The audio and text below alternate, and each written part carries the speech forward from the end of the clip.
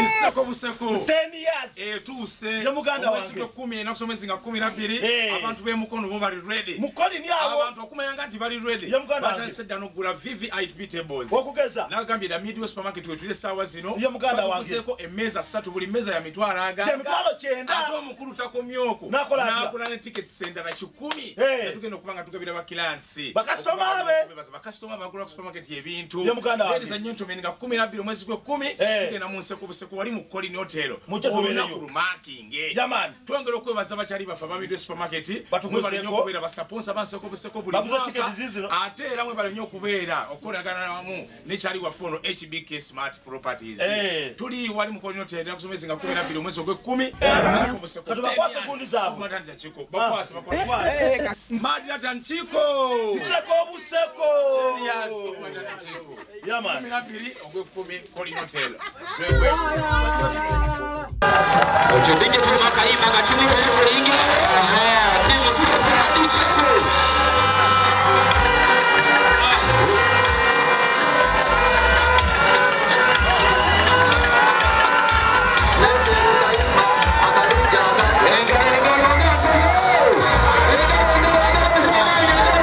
Timu y'essaza ly'Ekyaggwe emezze timu y'essaza ly'Ebuweekula golo 2-1 Bannakyaggwe ne bafuna essanyu epitirivu ennyo era nga bano bayisiza ebivulu mu kibuga ky'e Mukono. Kyaggwe egenza okujja mu mupiira guno ng'oluzannya olwasooka bali mu kibinja kye kimu n'Ebuweekula waggwanga yombi ewaka naawe baagwa maliri.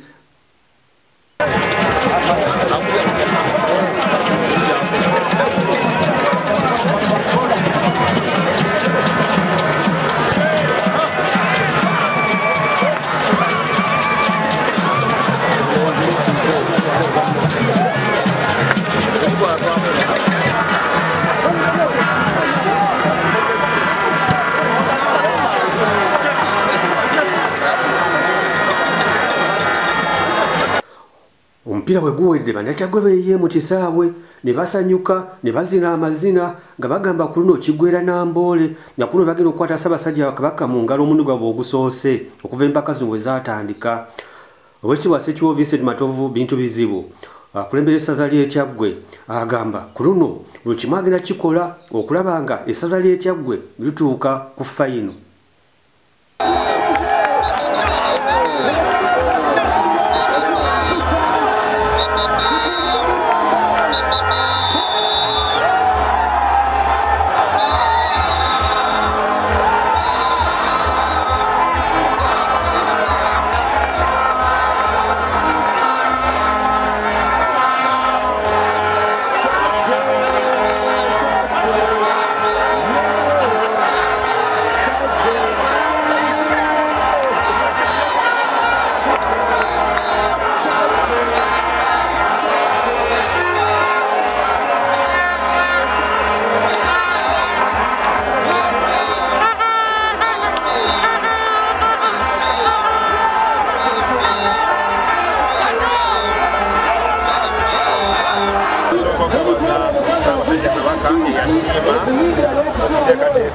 Empira gino egy'amasaza naye tandika n'okwebaza nnyo nnyini ddala abazanyi okwewaayo okulaba nti omupiira bagugyeyo nga bwe basuubiza mwebale nnyo mwebalire ddala kiramu okwebaza bakooki mwebale nnyo management mwebale nnyo mwebalire ddala ate neebaza abawagizi mwenna abaza obulungi bwe muti okulaba nti omupiira guno mwebale nnyo mwebalire ddala basebo ne bajjamu omupiira guwenni tulinayo omupiira ogenda Ebuweekula basaba nga bwe tuze leero okuwagira ttiimu yaffe ate n'ogenda Ebuweekula tugende tuwagire wabula nsaba abazanyi tuva wano tuddeyo mu kampu ati tulabe tugule ebitabo tulabe engeri ennakuba Buweekula ewaayo naye nga nkakasa nti era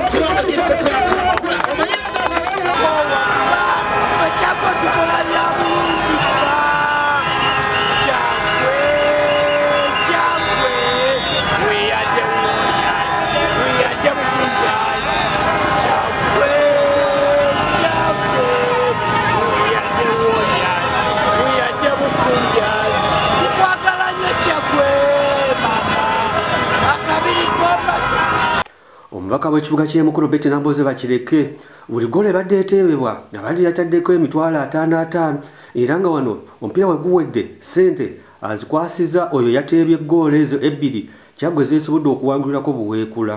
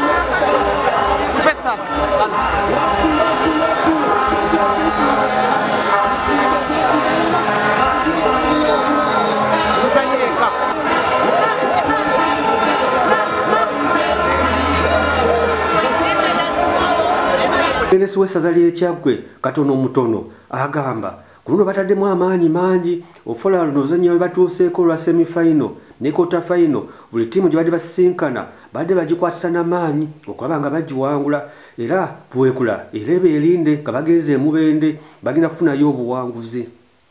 Sobozeseza okuwangula fasinyage yaffe ne buweekula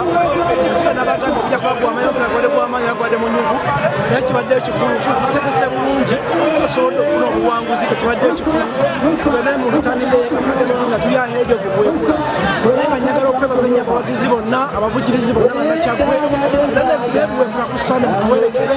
tugenda kale tutereeze lwaki batuteebyemu ggoolo ompya nabadde nkubaze ggoolo bbiri mubwereere naye gye bateebyemu eyo kyamaanyi lwaki bagiteebye bagenda okutandikako okutereeza obuwanguzi bwefayino enambo ebyenjawulo bya bingi kuba bafira Kyaggwe ku ssaawa eno abawagizi bangi nnyo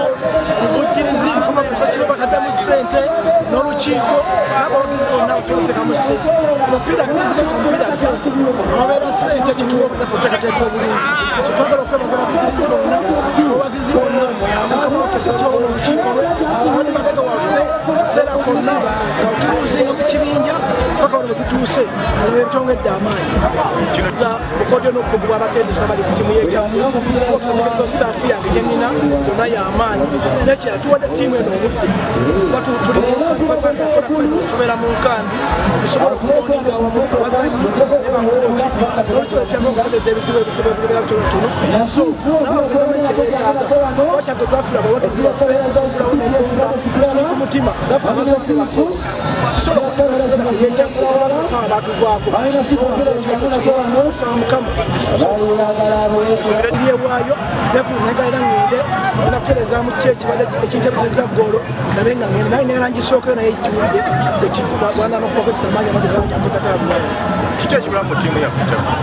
nze ekibulamu mu Kyaggwe just kwongera kukolera wamu n'okwongera okuwuliziganya ng'abasajja mu kisaawe bagina empya gyamusiza crowd ebeera kumpi nnyo so omuzannyo n'okuba nga olidinga nnyo omuzannyo kwalo ndaba etuuseeko yabachampion omuzannyo n'okuba nga asoma game ate asobola okuobservinga ate same time asobola okuderivalinga so batujasula ndikukwetera kuba kulya buli kimu so kuteekateeka naye bisale mu kisanga azigana kwanga besitula nnyo ku mutindo kwanga abeera ku level tukeba cyane abantu ab'enjawulo abaddukanya ettiimu y'essaza ly'Ekyaggwe nabo balina bye bagasseeko okulaba nga bakakasa bannakyaggwe ku luno obuwanguzi babulina. Bannakyaggwe mwebale nnyo okuwagira ttiimu yaffe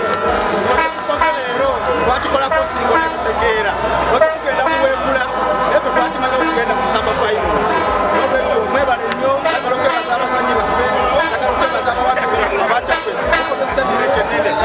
tugenda okukwata Ssaabasajja Kabaka nga lwe bassebo ne bajjamu mwebale nnyo zesebo na Stephen Kinaalwa chairman wa ttiimu y'essaza y'Ekyaggwe tuyatumwena ttiimu empanguzi Subiza kutandikwa